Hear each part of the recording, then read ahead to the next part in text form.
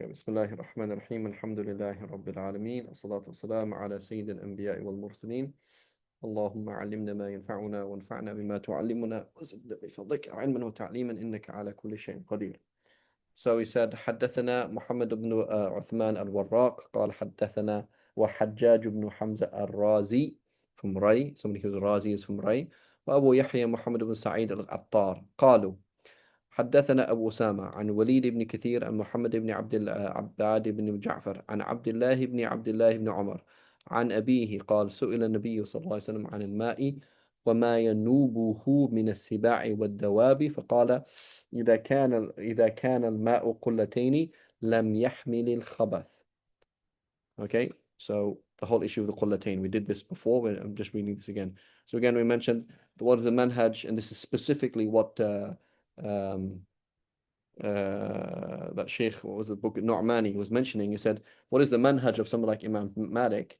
He said, this hadith is a Medinan hadith, right? Here's Ibn Umar. You're saying Ibn Umar said this. I studied with the students of Ibn Umar. They didn't tell me any of these things. So this hadith is ma'lul. The fact that they didn't tell me is proof that this hadith is not a hadith.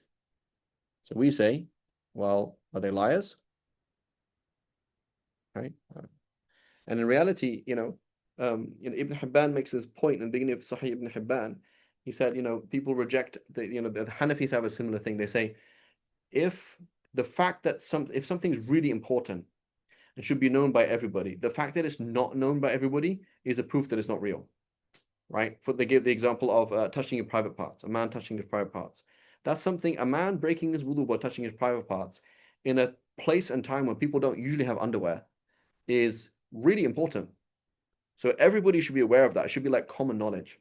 The fact that it's not known by many people for a long time is a problem. So in theory, that's quite a good way of analyzing things. In practice, it doesn't happen. In practice, you find people like Ibn Umar who didn't even know about khufs for ages. Right? In reality, you have people like Sayyidina Umar himself who didn't know you could make tayammum when you need to make ghusl. In reality, there's lots of things like that. So in theory, it's a good idea. In theory, be like, yeah, it's a bit fishy that why didn't Nafi' or why didn't Abdullah ibn Dinar or somebody else tell me that, that I'd say that Ibn Umar said this. It seems pretty important. It sounds a little bit odd, right? That there should be a hadith like this. I think we should ignore it. So yeah, that's maybe the case. But our approach is, well, the chain is sahih. These people are all thiqat. And that's not an illa qadiha. That raises an eyebrow, but it doesn't really make it wrong. Right. So then he's going to town on this issue, mentioning his various different chains. He has another chain going back to Osama. So his madar is so far is Abu Osama. They've all narrated for Abu Osama, and here's another chain going back to Abu Osama. And yet another chain going back to Osama. Right? The issue is there's difference on the name, and we showed that last week. Okay. So then here's the issue though. So for us Shafi'is, our issue is a sahih hadith against a sahih hadith. There's a problem. Explain that. Right? So here we have that hadith is now over. We've mentioned that. The whole thing about qullatayn, fantastic. And then it says, حدثنا محمد بن عثمان الوراق وموسى بن عبد الرحمن المسروقي قال حدثنا أبو أسامة, same chain. عن وليد بن كثير, same chain. And Muhammad ibn Ka'b, this is a different name, isn't it? So there's a major problem with this chain because, again, we're all going through. This chain is not going through Abu Osama, is it? This is a different one. But so far, all these chains go through Abu Osama to Walid ibn Kathir, to Muhammad ibn Abbad ibn Ja'far. So now look at this hadith.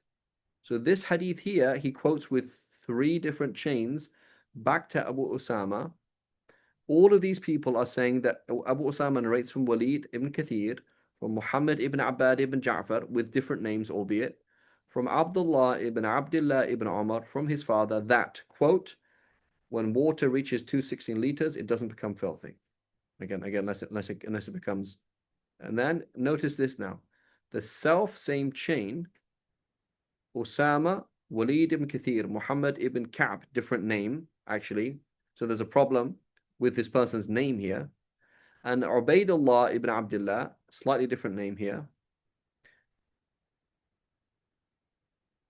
And then it says وقال المسروقي, different, has a different chain here as well, from Abu Sa'id al-Khudri. So this is very odd that Abu Osama narrates this hadith as exactly the same hadith from exactly the same teacher from somebody with a similar name but slightly different, with a different Sahabi and a similar kind of idea. This doesn't sound like two separate hadiths. This sounds like a mess of a hadith, if that makes sense. Like a merging of different narrators and different content, right? So this is what we call an illah. This is what we call a problem, right? And so what will happen then is there's different ways that hadith is being narrated. If we can find out which one is stronger, then we can say this is the mahfuz and that's the shadh. Okay? So we'll say, for example, okay, there's a bunch of other people who narrate from Abu Usama, from Walid ibn Kathir with a totally different chain, with a different hadith. So they're right and this is wrong. That would be nice. If we can't do that, then it's called muttarib. Like this hadith has just been narrated in a chaotically unsolvable way, and I just have to ignore it. Does that make sense? Yes. Right. But the fact that it is about water, right, and that is about that is Usama narrating Abu Usama narrating from Walid and Kathir means it is essentially the same thing. It's not like in two different hadiths. If they're two totally different hadiths, fine. But it just this sounds like just a bit of a mess up, basically. And then it continues. It says, so it says, قيل يا رسول الله أن نتوضأ من بئر بضاعة. There's a well called بضاعة, and وهي بئر يطرح فيه النتن. Disgusting things are thrown into it. والحيض, clothes that women, the cloths that women have used when they're period. ولحوم الكلاب. فقال الماء طهور لا ينجس شيء. Right, water is pure, nothing makes it filthy. Right, that's a problem. So then it continues, says حدثنا محمد بن يحيى وأحمد بن يوسف وابن عوف قالوا حدثنا عبيد الله بن موسى. We haven't seen that before, have we? That wasn't up here, was it?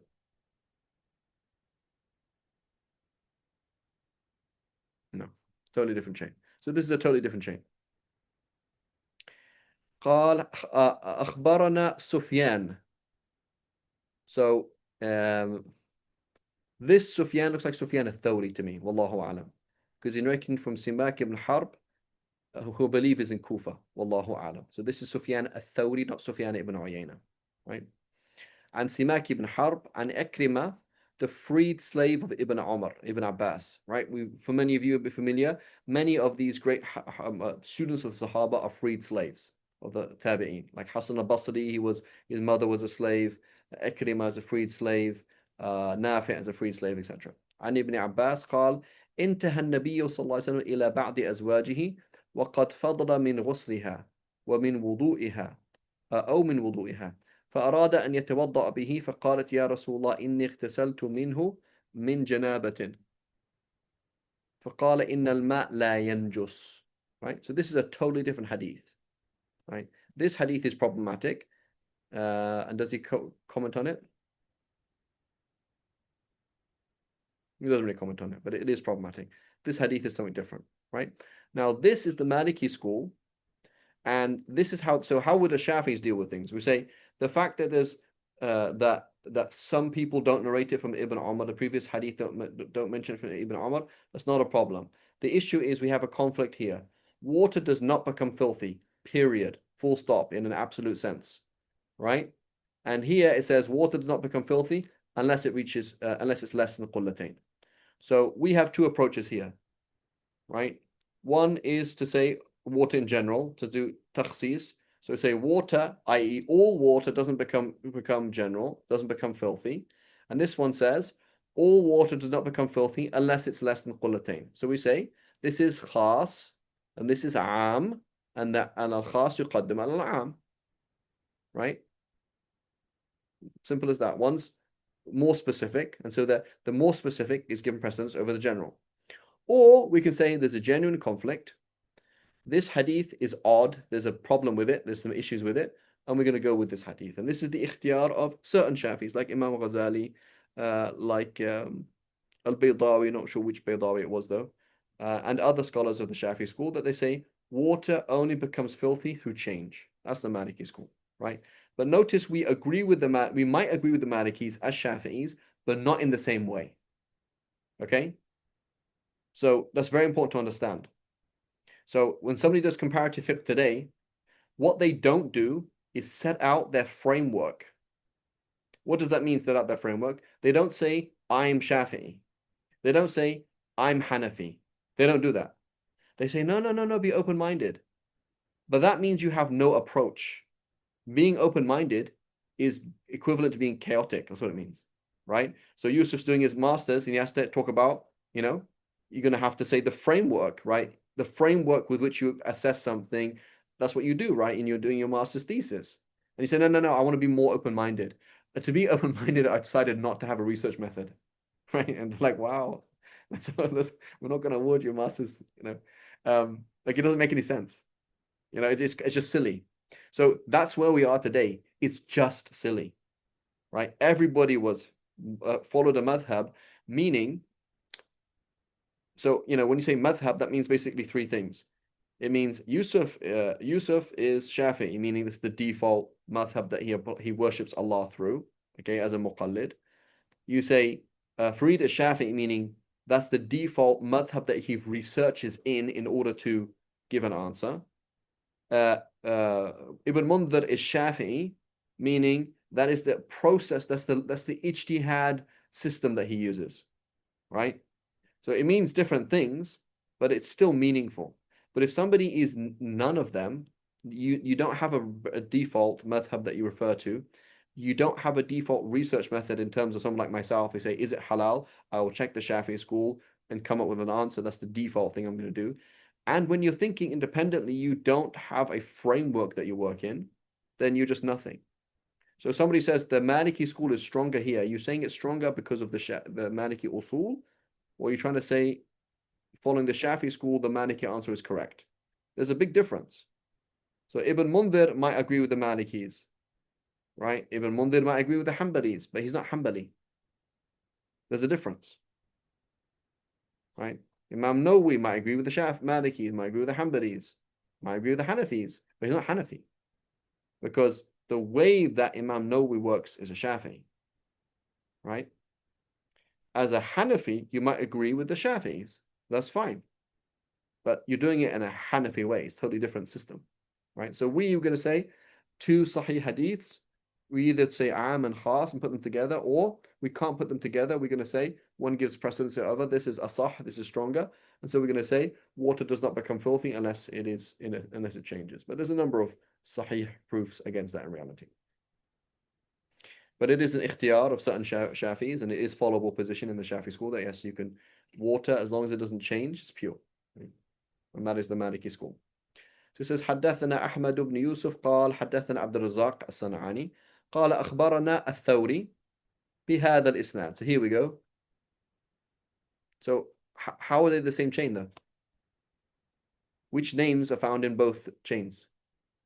So he quotes this hadith and then he quotes this hadith and he says, oh, this is the same chain. How is it the same chain?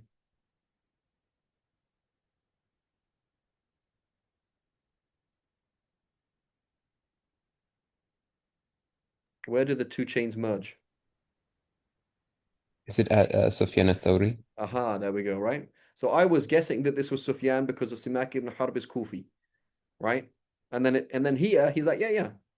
But for him, he's talking to people to whom that will be obvious. You wouldn't have to say which Sufyan this is because it's obvious, right? To him and to his students and to his readership, the people who are reading his book would be obvious. And so when he says Thawri and he says Sufyan, they're the same person, right? So he's saying, I have another chain that goes back to Sufyan for this, right? So Sufyan al-Thawri, same time as Imam Abu Hanifa, approximately a little bit later than him, but maybe 170 or something like that passes away, something like that. So he has two separate chains, both going back to Sufyan al-Thawri. So the hadith is Sufyan al-Thawri. The madar of the hadith is Sufyan al-Thawri. Sufyan al-Thawri. What is it? from Simak ibn Harb, from Ikrimah, from Ibn Abbas. Okay. And interestingly, I think we mentioned this last week, the issue of Qullatayn is found in Meccan fiqh, Ibn Jurayj and the people like that. So it's interesting. So the hadith comes through Medina, but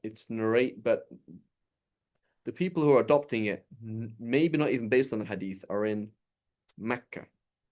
So that's kind of interesting, right? It's a Meccan idea. It's not an idea from Kufa or from Medina. Wallahu a'lam. Okay.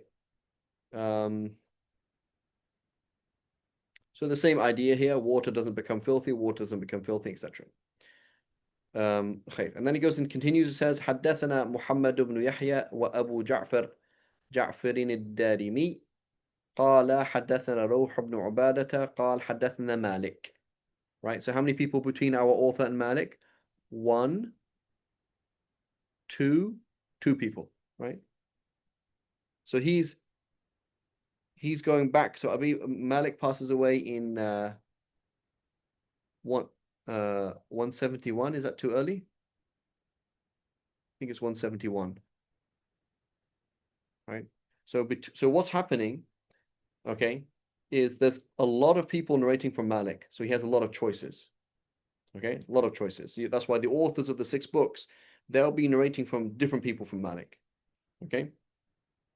But between him and Imam Malik is approximately he dies 140 years, I think. Somebody can double check. Imam Malik, I think, is 171 or 179, one of the two. 171 or 179. I'm mixing the two up. But anyway, it's certainly a long time before our author, right? That he's passing away, right? So our author then has a lot of people who are narrating from Malik, and then B, a lot of people who are narrating from them. And notice he heard this hadith from 2 people from one of the students of Malik. Right? So what he's going to be doing now is he's going to be trying to find a sanad al-ali. He's going to try and find, he might have a chain that has 4 or 5 people between him and Malik. He doesn't want that. He doesn't want 3. He wants 1 or 2 or 3. Right? He wants to have a short chain between him and Malik. Okay? Because the shorter the chain, the less chances of error. Okay? Was anybody able to find it? Was it 179 or 171? 179. 179. There we go. Right. So certainly we're talking about like 130 years approximately. I think he's passing away in the beginning of the 4th century, end of the 3rd century, right? Our author. So it's like, it's a big gap. So that's, that's like us narrating from somebody who died in like 1890, So there was 2 people between you and him. Right? I'm trying to think like that's quite far back, right? So the person who died in that, there was somebody knew him, and that person told your teacher. That's so what's happening though in basically to get to this point, and then on each generation, each narrator will sometimes be about 100 years. Because what you will do is try and find this kid who was 10 when he heard this hadith from Ibn al-Jarud, and he narrated it when he was 90, and etc. So each chain is like, each gap, the gap in the narrator is always like one person. It's like 80 years. And that's what will happen. Whereas the earlier you go, here is not 80 years between each narrator. It's not like that. That's like Sayyidina Anas. That's very rare. Right? The gap between the Prophet and Sayyidina Anas in terms of passing away is like 80 years. It's huge, but it's not normal, right? Normally, it's going to be like 30 years, 20 years, right? Between each person. Okay.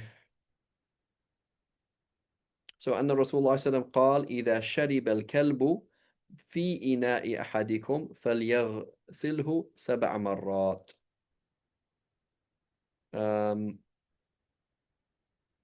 Okay. وحدثنا محمد بن يحيى قال حدثنا إسماعيل بن خليل قال أخبرنا علي بن مسهر قال حدثنا الأعمش. So this is a uh, uh, Kufan chain which goes back to Medina. Abu Salih al-Samman, I believe, is in Medina. Wallahu a'lam. عن أبي رزين وأبي صالح from Abu Huraira قال النبي صلى الله عليه وسلم إذا ولغ الكلب to lap في إناء أحدكم فليهرقه I should have a dhamma here. فليهرقه, pour it out. وليغسله 7 مرات. حدثنا علي بن سلمة قال حدثنا سفيان. This can be Sufyan. Sufyan ibn Uyayna, not Sufyan al-Thawri. So they are, Sufyan ibn Uyayna is younger. So it's not possible that he has one person between him and Sufyan ibn al-Thawri. This is Sufyan ibn Uyayna and Abi Zinad al-Makki. So Sufyan ibn Uyayna and Imam Malik will frequently share the same shuyukh. So you'll see, for example, Imam Bukhari will quote the same hadith twice, one through Malik and one through Sufyan. Imam Shafi will narrate the same hadith as well. So Sufyan, Thawri, Sufyan ibn Uyayna, he's Iraqi originally, but his hadiths are Hijazi, Meccan and Medina, right? So Abu Zinad al-Makki, this is the Shaykh of look, it's exactly the same chain. Notice that? So Abu Zinad al-A'raj, Abu Huraira, exactly the same hadith. So these two are the same hadith. And the madar of the hadith, so Imam Malik narrates from Abu Zinad, As-Sufyan ibn Uyayna narrates from Abu Zinad. It's the same hadith, right? And if you want to see the hadiths, a good collection of the hadiths of Sufyan ibn Uyayna, look at the Musnad of Humaydi. Musnad of Humaydi, about 1,200, 1,300 hadith, I believe. 80% of them are just the same hadith as Malik, but they're just, or they're just the same hadith basically, right? And so that's a musnad.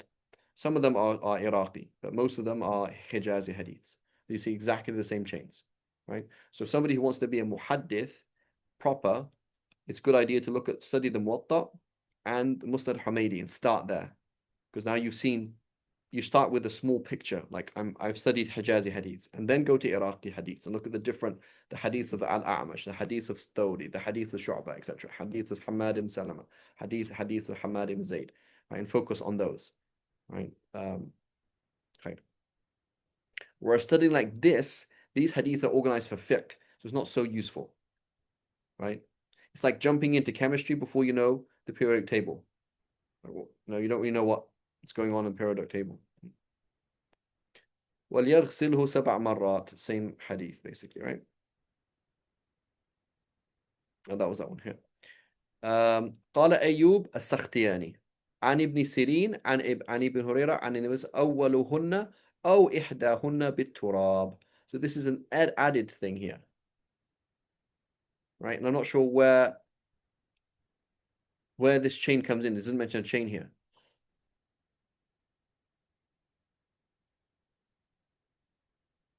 Oh, here it is. Here's going to be this chain. No, it's not. It's going to come somewhere else. I'm not sure where he just says Ayub, Qala Ayub. I don't see an Ayub here. There's no Ayub al-Sakhtiyani. Did we see Ayub al-Sakhtiyani anywhere? We didn't. Allahu A'lam. So anyway, from Ibn Sirin, from Abu Hurairah, it says, the first of which should be water or one of them. So first of which or one of them should be with earth.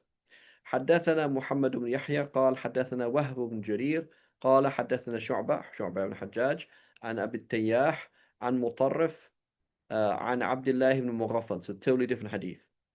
أن رسول الله صلى الله عليه وسلم قال إذا ولغ الكلب في الإناء فاغسلوه 7 مرار, right? والثامنة عفروه في التراب, right? So how do the Shafi'is understand that? We say, I don't know why Allah subhanahu wa ta'ala sent the Prophet sallallahu alaihi wasallam and told him to say these words, but he said these words. So that tells us that the dog is najas, and what the dog touches with moisture is najas, and whatever the dog touches with najasa, or the dog itself touches with najasa, or any najasa that comes from any liquids that comes from the dog, it's sweat, it's urine, it's feces, whatever, it's vomit, has to be washed 7 times, 1 time with earth. That's how the Shafi'is look at it, right? Qadi Abu Bakr ibn Arabi, and again, I don't really know his methodology. It's a bit confusing. He said something very amazing. Okay, so we're going to see in a second. Um,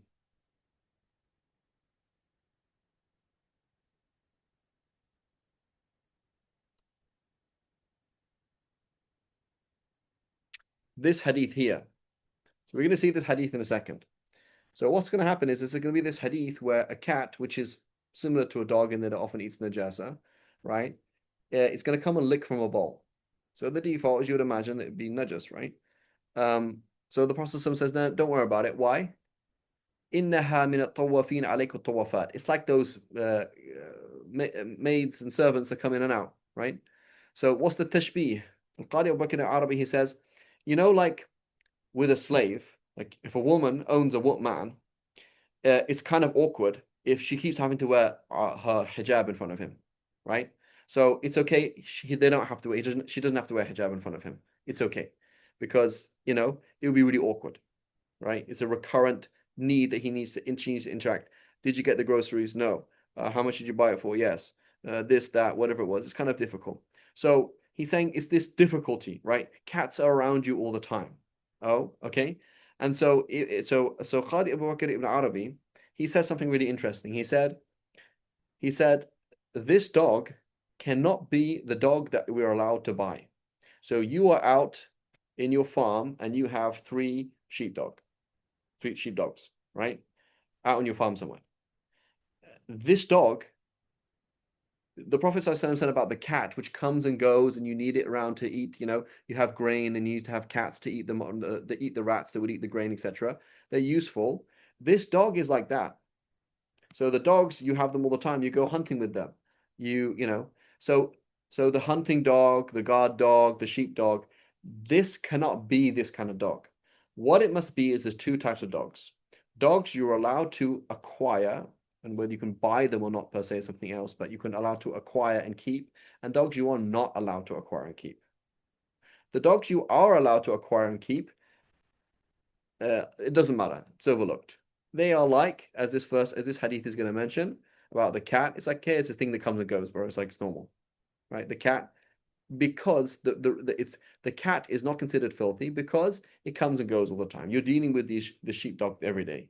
You're dealing with this guard dog every day. You're dealing with this whatever it is, the dog that you need, this tool, right? You're hunting with it all day. Every single day you go out hunting with your dogs, right? Very difficult to clean it, etc., etc., etc. So he said, these are dogs you're allowed to keep. Okay. So those kind of dogs, no, if they came and licked from your bowl, it doesn't matter. It's the other kind of dogs, the dogs that you're not allowed to keep. So there's a stray dog somewhere around. It comes and licks from your bowl. Okay, wash it 7 times, 1 time with the earth. Make sure it's really nice and clean, right? Because that's a dog that you're not supposed to have, right? Does that make sense? So he splits it up in that way, which is an interesting system, right? Allahu alam. But that's not what we say. In the Shafi school as well, we would say, okay, what do you do with a hunting dog then? In the Shafi school, we're going to say same thing. We're going to say the Prophet ﷺ allowed us to use hunting dogs, but the Prophet ﷺ said if a dog licks from a bowl, so what's the difference in a dog licking from a bowl or a dog biting the rabbit? Same thing. So we're going to say, if you're going to skin the rabbit, fine. You don't have to wash anything. But if the dog bites into the rabbit, into the flesh, you have to wash that area of that flesh 7 times, 1 time with earth. Right? And we have two positions in the Shafi school about soap. Can you use soap instead of earth? It's a strong position that yes, you can use soap, right? Because the illah is that earth is being used to clean. That's the reason, right? But the stronger position in the Shafi school is no, because this is like tayammum. It's like a ritual, right? This is like a ritual like tayammum, and Allah's told us to use earth and tayammum. So this is a ritual that you're performing. Allahu alam. Does that make sense? Inshallah. So Yes. here it says one of first of them, or one of them with earth. We say any, right? As long as it's one of them, it's fine. And similarly here when it says وَالثَّامِنِيَةَ عَفِّرُوهُ فِي التُّرَابِ, for the 8th one, meaning the 7th wash has earth in it, so it's kind of 2 combined, right? So then, and then it goes into the next topic about making filth. Again, this is all in the same concept as can water become filthy? So yes, if it's less than qullatayn. No, not at all. Yes, if a dog thinks, okay, what if a dog licked from it and it was more than qullatayn? Okay, then it doesn't become filthy, right? So because a large body of water doesn't become filthy, right? So then it continues, it says, حدثنا محمد بن يحيى قال حدثنا عبد الرزاق. This is Abd al-Razzaq al-San'ani, right? The teacher of Imam Ahmad and others, right? The author of Musannaf Abd al-Razzaq that Jawad's going to buy, inshallah. قال أخبرنا معمر, right? Ma'mar ibn Rashid. So this he has a seerah. It's been printed and exists, and he also has a jami', right? That jami' has recently been published. It's found in the Musannaf Abd al-Razzaq San'ani, but it's not complete. But the Ma'mar, his jami' has been printed recently in Egypt. عن أيوب السختياني عن Ibn Sirin. Right, this is Muhammad ibn Sirin. There's many Ibn Sirins. There's his brother Anas ibn Sirin, his sister Hafsa bint Sirin, and I think they have another two, a brother or sister that also had narrate hadith. So Anas comes up now and then. Anas ibn Sirin. But when we say Ibn Sirin, we mean Muhammad ibn Sirin. عن أبي هريرة وعن Hammam ibn Munabbih. Hammam ibn Munabbih has a hadith book. Right? He is one of the early hadith book writers. So he has a hadith book. It's called As-Sahifa As-Sahiha or something like that. Right? The correct scroll. And it is basically Hammam ibn Munabbih from Abu Huraira from the Prophet. That's what it is. So it has one source. It's just him studying. It's like the Gospel of Abu Huraira, if that makes sense. Right? You can make a kind of analogy, right? Hammam ibn Munabbih writing the Gospel of Abu Huraira. And it's small, it's not very long, but that's what it's like. Right? That's the kind of closest thing that you can call like a gospel. It's all just him writing from Abu Huraira, right? So what does that mean then? It means people are writing. So the idea that so-and-so heard so-and-so and they played, as Americans call it telephone, we call it in England Chinese whispers, right? No one's playing Chinese. People do play Chinese whispers and people do make mistakes. That's true, right? And some people, they need books. Some people don't need books, etc. But he had a book, right? He had a book that's well known. So presumably here, this is Ayyub as-Sakhtiyani narrating from Ibn Sirin from Abu Huraira and narrating from Hammam ibn Munabbih from Abu Huraira. عن النبي صلى الله عليه وسلم قال أنه قال لا يبولن أحدكم في الماء الدائم. So you're urinating in still water, right? So now the issue is, so therefore if it was flowing water, it would be okay, right? الذي لا يجري, that doesn't flow. ثم لا يتوضأ, ثم يتوضأ من, and then make wudu from it. So how does this work then? Is this an exception to the rule of the qullatayn, or is this something else? Right? So is it the case that if it's a large body of water, but it's still like a lake, right? Is that ma ad-da'im alladhi la yajri? How do we do this? So we in the Shafi school, we say, no. We say, let's look at flowing water. Let's think about a little stream. Okay, there's this tiny little stream at the bottom of your house, right? May Allah give us beautiful streams in Jannah, right? And beautiful, healthy water in this life as well. It's not polluted, Ameen. Okay, so you have this little stream at the bottom of your house. It is very, very small. Like it is literally like an inch across or 2 inches across. Okay, so now what we're going to do is look at this flowing water and we say, does it come in gushes and jariyah? So yes, it comes in gushes. Okay, so like it doesn't actually flow like a stream then, does it? No. So now each gush of water that comes down this stream, what's its volume? Is it qullatayn or is it not qullatayn? If it is less than qullatayn, even if it's flowing, right, it will become filthy by mere contact with filth. But if each jariyah, each gush, right, is qullatayn, okay, then it doesn't become filthy. Okay, or if it's a large body of water and it's still, it doesn't become filthy. Okay, so you have a small body then of like a bucket of water, a small bathtub of water, etc. Somebody urinates in it, it becomes filthy, right? So say don't do that and then make wudu from it. Why? Because it becomes filthy, right? That's the reason. So we're going to say if this is your own water, this is makruh because you're wasting property. If this is somebody else's water and they said, yeah, can I make wudu from this bucket, and you urinated in it, that's haram. Right? Okay, حدثنا. So general principle, it is makruh to kind of like it's not haram per se to really waste wealth. Like you can so there's kind of limits, like you can't buy something that's useless, right? Like you can't, for example, say I'm gonna buy like $1 million worth of dead skin from your finger. Like, okay, just rub your fingers together and I'm gonna collect like one cell of dead skin. Like you can't do that. It has no particular use. So the Sharia does like fundamentally stop you from wasting money, but in general it doesn't. Like you can buy like 50,000. I bought 10 Ferraris last year. Okay. Like it's valid, right? It's not haram in itself. Or things like I had half a cup of tea and I just poured it away. It's not haram. It's very, very un-Islamic, right? But it's not haram. If that makes sense. And there was a dabit. I don't know if we really have the same thing in the Shafi school, but I remember one Hanafi Mufti telling me, he said, it was about like throwing food away that people did kind of half ate. And so I asked the question, like, is this haram to throw it away? And he's like, well, could it be sold? I say, no, it couldn't be sold. Nobody could buy it. You can't do it's not property, right? So it says it's not haram to throw it away, right? Obviously, it's un-Islamic that it's being wasted. But so his dabit, his definition was, could it be sold? I don't know if that's a dabit for us in the Shafi school or not. I don't, Allahu A'lam. Like, forgive me if there's non-Shafis here. And there's an iPhone here. I know Zafar is hardcore Hanafi. That's fine. We allow him to be in the classroom, and Asim as well. But we allow him to be here. iPhone, I don't know who iPhone is. So inshallah, iPhone is Zahiri, inshallah. Right? Like my kids are all Zahiri. Alhamdulillah. Okay. It says حدثنا محمد بن يحيى وعلان بن المغيرة قال حدثنا ابن أبي مريم. So if this is Nuh ibn Abi Maryam, we have huge problems, right?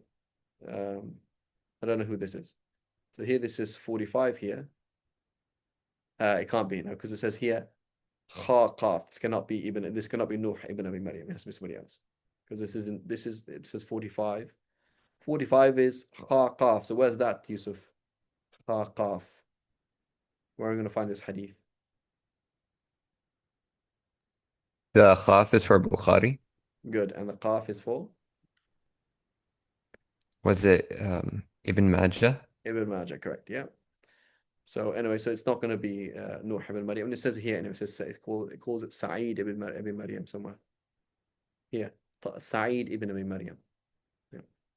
Okay, so then he says,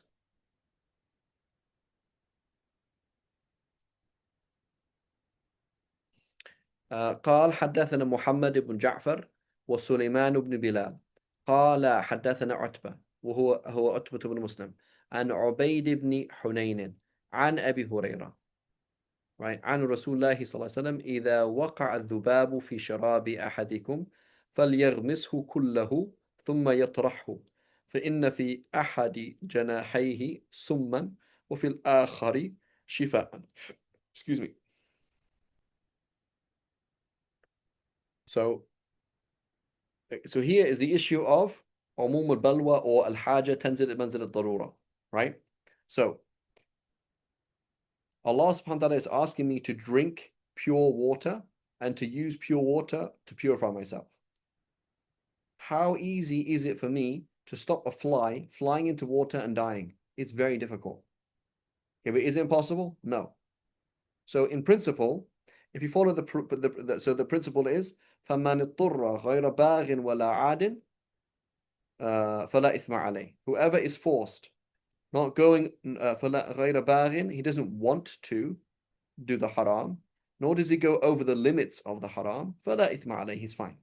So the mafhum of that, the flip of that would be, if you're not pressed, it's not an issue of darura, there's no darura, then you're not excused, right? The default would be, if a fly dies, وَحُرِّمَ عَلَيْكُمُ الْمَيْتَةُ, meta, right? A dead fly is meta.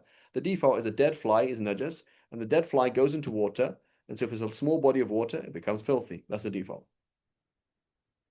And the default is, I know it's difficult, but deal with it, right? Because not darura. But the principle what is al-haja tanzilu manzilat al-darura. That difficulty, not duress, but haja, not darura, could be treated as darura. So the haram can become halal through haja sometimes, such as breaking your fast because you feel really, really nauseous. You're not going to die, but you feel really nauseous, or breaking your fast because you're on a journey. That's for a haja, right? So breaking your fast for sickness, I guess that's darura, you could die. But breaking your fast for excruciating pain is not duress, but it is difficulty. And breaking a fast for a journey is also is the halal, the haram becoming halal because of a difficulty, right? So similarly here, that's what's happening here. Al-haja tanzilat manzilat darura. That's what's happening, right? So the Prophet said the fly, which is difficult to avoid, falls into your water or your drink, doesn't matter what it is, as long as it's liquid, it doesn't matter, right? And anything like that, so for example, a cat hair that goes into your tea, something else that's difficult to avoid, similar kind of thing. فَلْيَغْمِسْهُ, push it in, right? ثُمَّ يَطْرَحُ, and then throw it away. So can I now drink the bug, drink the fly? No, you can't do that because فَمَنِ اضْطُرَّ غَيْرَ بَاغٍ وَلَا عَادٍ, right? He says, don't go over the limit. You're now going over the limit. Why did you put the fly back in the drink? Knowing that it was there, why did you drink the fly? فإن في أحد جناحيه سما, there's a poison, وفي الآخر شفاء, there's a cure. Right. Okay, أخبرنا بحر بن نصر عن ابن وهب, this is the student of Imam Malik, Ibn Wahb. عن عمرو بن حارث عن بكير بن عبد الله أن السائب حدثه أن أبا السائب حدثه أنه سمع أبا هريرة يقول قال رسول الله صلى الله عليه وسلم لا يغتسل أحدكم في الماء الدائم وهو جنوب. Right?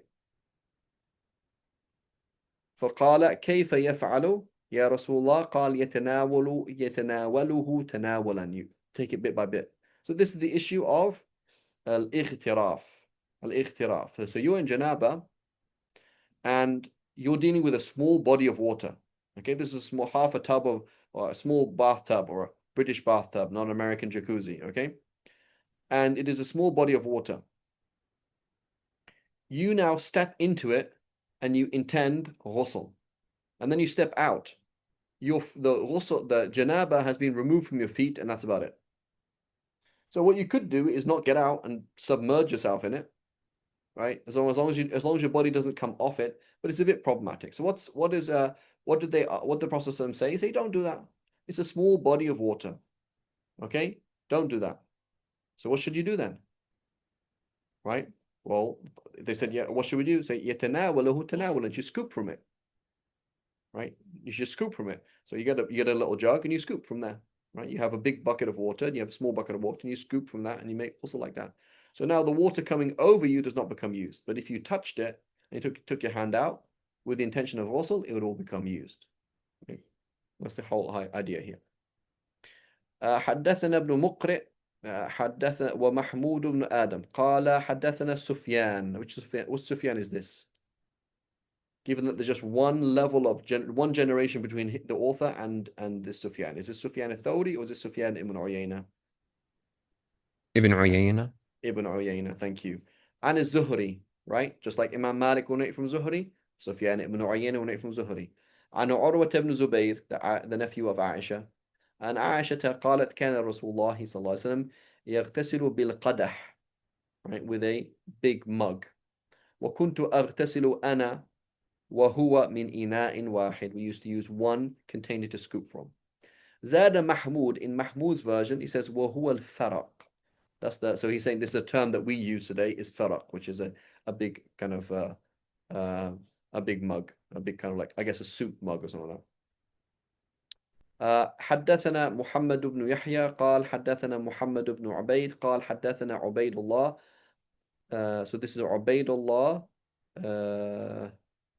one of the descendants, I believe, of like the grandchildren of Abdullah ibn Umar, right?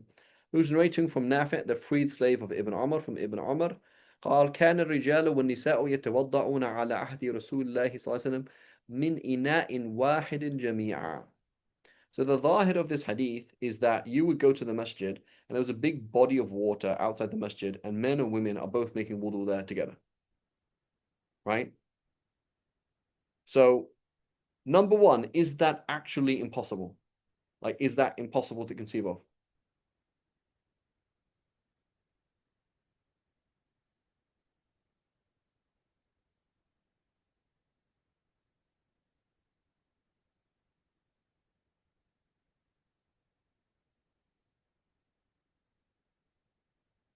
Okay, let's ask another way. Is that odd at all?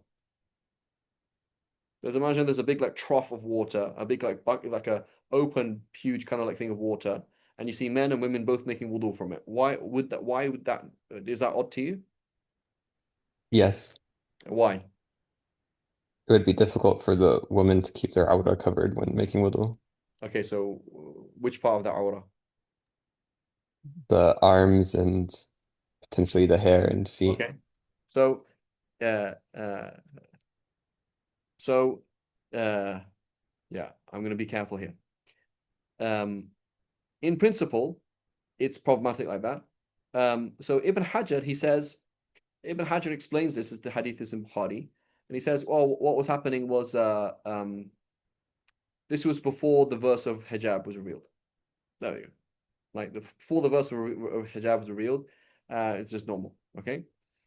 Now, what we often find, it's important to understand, is that our later scholars are more conservative when it comes to gender interaction than the earlier scholars. Okay. So let's take it in the Shafi school, for example. In the Shafi school, Jawad and others who can tell me what is the aura, and Ammar, what is the aura? Jawad's not here. Is he gone? Okay. Maybe Muhammad Hashi can help us as well. But what is the aura of a female slave in public in the Shafi school?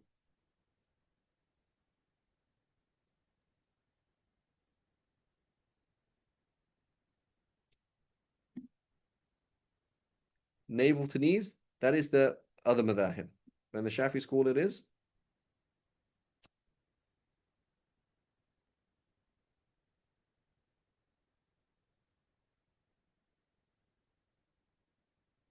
everything, right? Her aura is like the aura of a hurra, everything. Okay, and according to Khatib and Ramli, the aura of she has to wear complete, cover your face completely and everything. So the late Shafi scholars, the way that they conceive of things is that all women in the time of the Prophet ﷺ were covered top to toe in black, right? That's at least the late school. Okay, and the issue is that's just not the case. Okay, there's just not it's like, it's just not the case. So you will find that the way that they explain things, A, is based on their society, B, is based on the way that they kind of trying to explain things.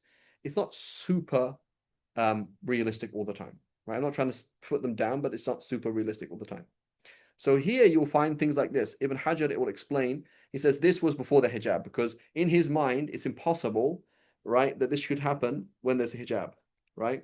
The Prophet ﷺ was spending the night at an old lady's house. He's like, oh, that means that the Prophet ﷺ was that the issue of khalwa was didn't apply to the Prophet ﷺ, right?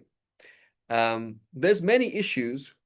So there's many issues that you see, like gender interaction among the Sahaba is much stricter than the way that we see it today for many Muslims, but much more loose than many fuqaha would like to label it. And they'll kind of interpret what they're doing in another way. Okay. So what's quite possible, if you can imagine, right? Imagine we all of us, right? The sisters here as well. Imagine we all live in a campsite. Okay. We all live in a campsite and there's no electricity, and we've been here for like 6 months. And Yusuf's managed to buy some chickens, and I got some rabbits, and we just like get on with life, right? And we all have bucket showers at the end of the campsite. And now and then, some of the men try and go on a hike for 2 years to 2 days and try and hunt a deer, and they come back. the way that gender interaction is going to be in that setting is going to be stricter or less, is going to be strict or not strict in like a campsite setting. Do you think it's going to be quite common to see people, hear things, what's going to happen?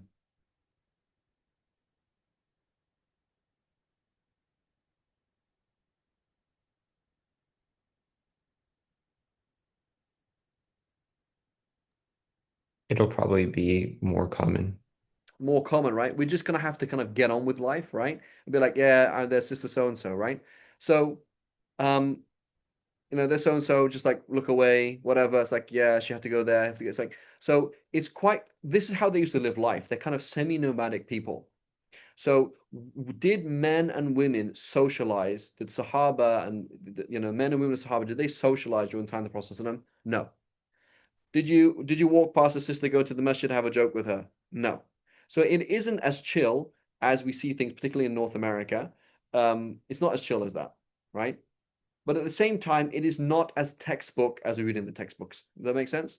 Like, so it's quite possible that it's like, yeah, I mean, don't look at a woman's arm, okay? So guys, just look away. You know what I'm saying? Like, how else am I supposed to make wudu? So, well, make wudu at home. Habibi, I don't have water at home. Like, this is the only place I have water, Like, there's a big trough of water. I don't have a big bucket of water at home. I live in Saudi Arabia. It's very hot. There's not much water. You know what I'm saying?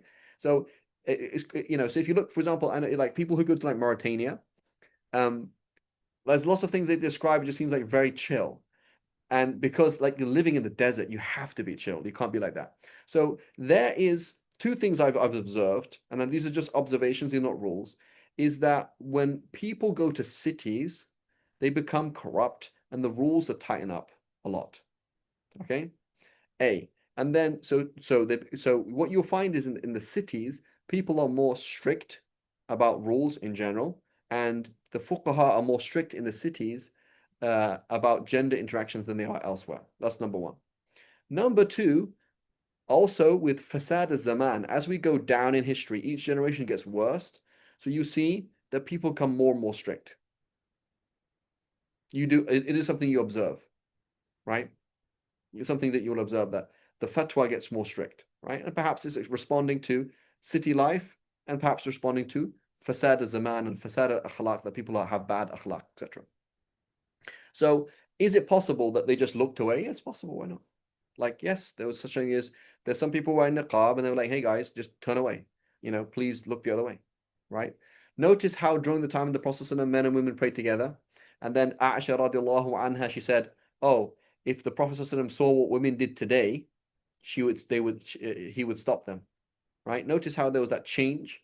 Right? So there was a time where men and women would go to the masjid together. And that still continues. Like in Morocco, so I don't know what's like in Mauritania, but like in Morocco, you see like old women go to the masjid. They'll do that. They're at the back, but it's like a thing that happens, like old women at the masjid, right? Whereas in general, for most fuqaha, they say women can go to the masjid, but not recommended to go to the masjid, right? So notice because of that change.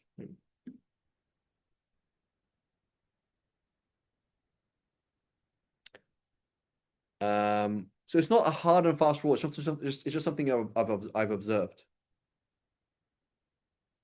Something that so if you study fiqh with a Damascus and you study fiqh with a Mauritanian, is very different. Even for us, like it's the same. Uh, Right? the And people who are there are people who are like the pastoralists who are in the wild. They more relaxed than the ones who are in the cities. exactly. Like And that might be 100% accurate because there's actually a need. Like there is a lot of facade in cities. You know what I'm saying? Like, here's a question, for example, can you survive as a Bedouin with prostitution? Maybe, maybe not, but it's quite a difficult thing. It's like prostitution cannot exist among the Bedouin society because it doesn't function. Whereas in the city, it's part of a way that somebody survives. It's part of life. Like in every city, that's going to exist. So there's lots of facade, lots of corruption, right? And lots of bad things in the city. When you get lots of people, put them together, suddenly we have to tighten the rules, right? Put people out in nature and they're far apart, etc. It's very different. You know, today, for example, I'm driving past a sister and who's walking to the masjid and say, sister, do you need a drive? That's very inappropriate. Whereas the Prophet ﷺ, what did he do? He was going past one of the Sahabiyat, said, you need a ride, like you want to get on the back of my camel, right? And that was just normal life, right? That's just normal life. And it's not considered inappropriate, right? So Allahu Alam, is it possible again that they just looked away? It's possible, Allahu Alam. Okay. So the point is then, so here the point is, so the question is, does the use of, if a female is using water to make a ghusl, or a female is making using water to make wudu, does it affect the water? The answer is no. Okay, that's the answer that's being answered here. And inshallah, we'll continue with this issue later on, inshallah ta'ala. Right. And then similarly, you know, with the issue of the awrah, right? So the Hanafis, for example, they say that a woman can roll up her sleeves when she's doing manual labor, right? So, you know, I work in a paddy field in China, and I'm a woman and I work with men. And for this season, I'm going to be putting, you know, working in a paddy field. If my sleeves are down, they're going to get wet, and it's going to add like a lot of weight. So I'm just going to roll my sleeves up, right? So what's that? That's an example. The same thing. Al-haja tanzil manzil al-darura. That difficulty, right? Extreme, recurrent and difficult inconvenience is treated as darura, right? So the Hanafis, they allow that. Other madhahib don't allow that. This is haram. But the Hanafis, they allow that. And that's the same kind of idea, right? As opposed to, I'm in an office, sister, you do not need to roll. It's inconvenient that your sleeve is on your you know, keeps touching your mouse. That's not such a big deal, right? So sisters who are like, you know, that's not, you know, you have to cover your arms properly in an office, right? But a woman, for example, who's working, I work in a kitchen, I'm doing washing up. And these guys keep walking for, like, this is my job. I have to work in a, so it can, so if you didn't have, you know, gloves that went up to your elbows, it'd be very difficult. So you can roll your sleeves up, right? So that's the same kind of thing, that there's a level of afawiyya, level of kind of things being overlooked, right? But the problem is, many people put it in the wrong way, and there are abuses, right? There are situations where it's like things are very relaxed in a certain culture or something, but it's actually in the wrong place, right? May Allah protect us. Khair, inshallah. Was the last question now? Okay, inshallah. Sallallahu ala Sayyidina Muhammad wa ala alihi wa sahbihi wa sallam. Yeah.